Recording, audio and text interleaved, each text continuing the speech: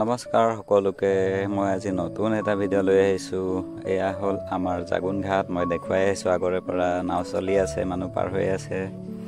আজি কিন্তু দেখুৱাম নতুন এটা বস্তু। নতুন বস্তু ইতিমধ্যে দলঙৰ কাম আৰম্ভ হৈছে। এয়া পিলাৰ পোষ্টৰ কাম আৰম্ভ হৈছে। তেওঁলোকে ইয়াতে কেম্প বনাই লৈছে আৰু ইয়াতে তেওঁলোকে প্ৰথম পিলাৰৰ কাম ষ্টাৰ্ট কৰিছে। সামগ্ৰীসমূহ দেখুৱাইছোঁ। আমি লগৰৰ সৈতে আমি বৰ্তমান 4জন আহিছোঁ। দাদা এজন আহিছে, বন্ধু 2জন। এইজন হ'ল ইয়াৰে কৰ্মী।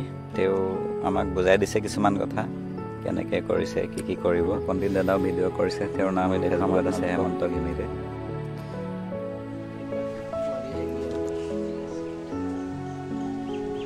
আমাৰ পণ্ডিতজী রাধে রাধে।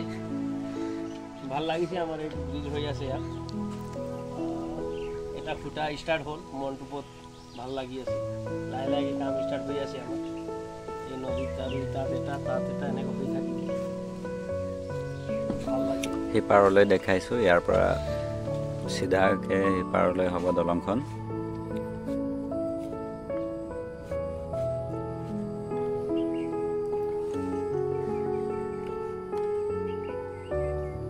খুঁটিবোৰ কিমান দূৰ দিয়ে? 100 মিটাৰ। 100 মিটাৰ দিয়ে নেকি খুঁটি? গেপ বেছি হয় ন? 150 মিটাৰ মান হ'ব।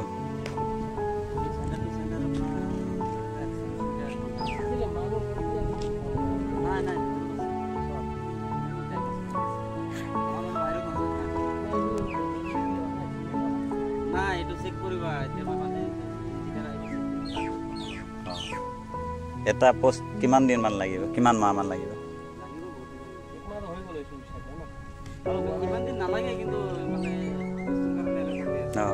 আকৌ ইঞ্জিনিয়াৰ আহিবলৈ ৰখি আছে।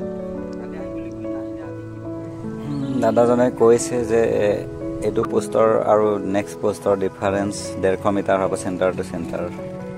আৰু ইয়াৰ সময় প্ৰায় এটা পোষ্টৰ সময় বেছি দিন নালাগে বুলি কৈছে, কিন্তু সামগ্ৰী সময়মতে নাহে আৰু ইঞ্জিনিয়াৰক ৰখি আছে, সেইকাৰণে অকণমান সময় লৈছে বুলি কৈছে।